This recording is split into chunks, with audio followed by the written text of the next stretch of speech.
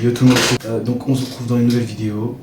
C'est parti, la transition basket-athlétisme, j'en ai parlé en story privée parce que j'étais pas sûr si je la sortais ou pas. Je suis toujours pas sûr si je dois la sortir ou pas.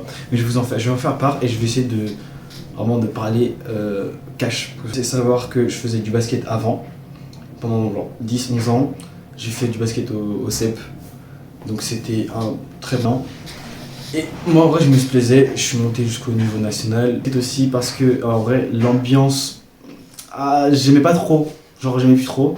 Mais c'est pas vraiment à cause de ça, c'est aussi parce que genre je pensais que pour moi genre j'évoluais plus trop dans ce sport, que j'aimais plus trop en faire en vrai et que genre je me sentais. Je pense que vous avez tous les basketteurs qui vont m'écouter là, vous avez eu le feeling où à un moment, bah en fait comme on commence à placer plus le jeu, bah en vrai, vous pouvez plus placer votre jeu comme vous voulez. Et moi, j'arrivais pas. Je pense que ça me saoulait le fait que je pouvais pas placer mon jeu et tout. Donc, j'ai carrément pas arrêté, mais du coup, à un moment, j'avais réduit, parce que du coup, j'étais passé de national à région, donc j'avais moins d'entraînement. Et en parallèle, j'ai commencé l'athlétisme, parce que en vrai, c'est un sport complet. Et je suis totalement resté dans l'athlétisme le jour où j'ai commencé à faire des compètes d'athlétisme. Vraiment, j'avais goûté une fois, j'ai pas lâché ça. Donc toute la partie basket en vrai j'ai fait pendant longtemps, j'ai fait des stages, j'ai fait des trucs, tout ça pour finalement arrêter, voilà. Donc faites ça, c'est incroyable. Non, vraiment plus sérieusement, la partie athlétisme, oh là là. Dès que j'ai commencé déjà, c'était vraiment incroyable. L'ambiance dans mon club qui est le CEP, vraiment là j'ai fait une grosse pub, vraiment la plus grosse pub pour le CEP athlétisme. L'ambiance était incroyable, genre vraiment pendant les entraînements et tout ça changeait grave des... En fait, il y avait du monde, des fois ça vivait vraiment, surtout en été. Oh là là, l'été, je vous expliquerai un peu plus tard ou plus tard. Parce que là, je vais faire vraiment, comme je vous disais, des séries de vidéos. Pas plus des séries, mais plus, beaucoup plus autour du thème de l'athlétisme, vraiment. Mais après, ça serait plus des shorts. Donc là, je fais juste des gros. Quand je fais des grosses vidéos, c'est pour résumer à peu près mes shorts ou des trucs comme ça. Vraiment, voilà, incroyable. Enfin, l'ambiance à l'athlétisme était vraiment incroyable. Et j'ai découvert le sport individuel. Donc j'ai vraiment découvert la mentale individuelle. Et j'étais. Vraiment ça m'a grave changé. Le fait de maintenant il fallait s'entraîner tout seul, enfin s'échauffer tout seul, tu peux te chauffer avec des gens mais c'était pas genre l'échauffement collectif où on va poser les ballons, on va tous courir, nanana, on fait des... Non, il n'y avait plus ça. Et c'est vraiment, tu fais des tours de terrain ou des trucs comme ça pour t'échauffer, tu fais tes gammes. J'ai découvert les games j'en faisais déjà au basket mais des games plus spécifiques. Alors ouais, c'est tout cet environnement de sport individuel qui en fait je pense m'a plus stimulé que genre un environnement où j'ai toujours fait du collectif, toujours il faut jouer avec les autres et tout.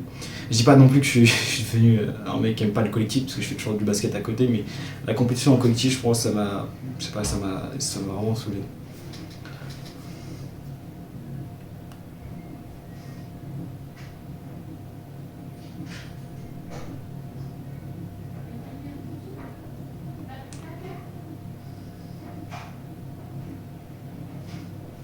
Voilà, en somme, c'était juste un gros récap de vraiment la transition basket, enfin plus le pourquoi comment j'ai transitionné basket athlé. Et du coup, c'est pour aussi incorporer du coup, comme je vous ai dit plus tôt pour l'ancienne vidéo, vraiment que je vais commencer à faire que des vidéos sur le sport en lui-même. Et il y aura plus trop il y aura un peu du dev perso du coup dans ces vidéos.